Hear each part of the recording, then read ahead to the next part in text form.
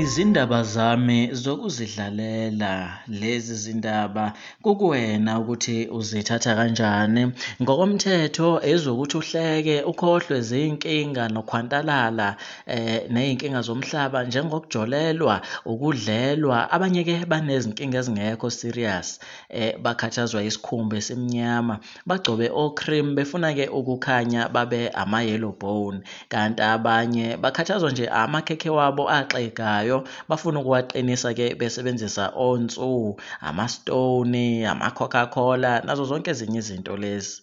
Kulungile-ke asikho lapho, nakula esikhona.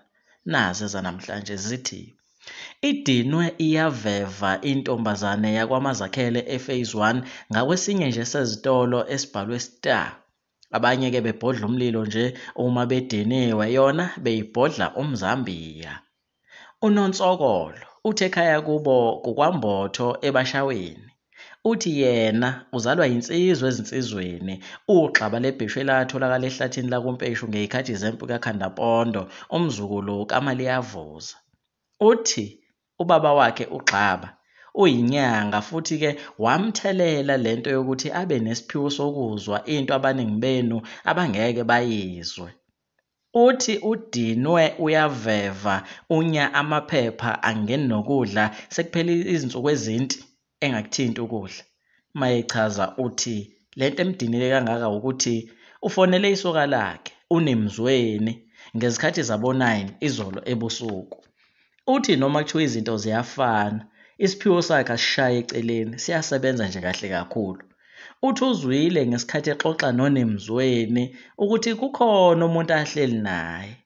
Ebuzwa intatheli yethu ukuthi yini le ayizwile eyenza athi uzwile ukuthi indoda yakhe beyinomuntu, uthe, bhuti wami, uyabona uma ukhuluma nomuntu wakho ehleli nomunye umuntu okubangisayo endodeni, kuyezwakala nje ukuthi khona umuntu othulile okhona kwi-background.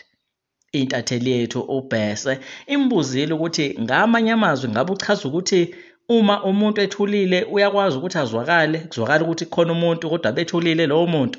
Wathi uNonsokolo kunjalo nje, ayidingi kutolikwa lento. Uthi uyezwakala umuntu ethulile. Hhayi, intatheli ethi kuyaxakana nento-ke apha yangazazi nokuthi izithini. Isidicide ukuthi cha, ayikithinta uNemzweni izwe ukuthi yena uthini ngalolu daba. Umfoka noJalimane yena phela uNemzweni ebuzwa ngalolu daba uyithuke yagqunqa yabamnyama intatheli yethu same time ethi uyisilima ngempela wena, uzwakala kanjani umuntu ethulile. Yathi yachaza intatheli ukuthi cha, intombi yakho eyisilima. Wabhoka uNgizweni wathi vala lolo cingo wena before I kick you. Lezi zindaba benizifundelwa umdoko. Bathi uyashisa lo mdoko ufakeni ithatharik uzobanda. Insizwa yagadjwa yintombi ngoba inezandla ney'nyawo ezinhle. Ndimkile nansi intombi yakhe-ke laphana-ke ubani uNemzweni iyazikhulumela. Kanti nangu noNemzweni ekhombisa ukudinwa kwakhe nolaka lwakhe ngaso sonke lesi simo. Mna Ndimkile. So, hi friends. I basically did this video to express how pissed off I am. Like, it pisses me off how people can never mind their own business. Like, mind your own business. Like, stay in your lane. Like, I mean, this is my life. It's not your life. Like, why are you in my business? Like,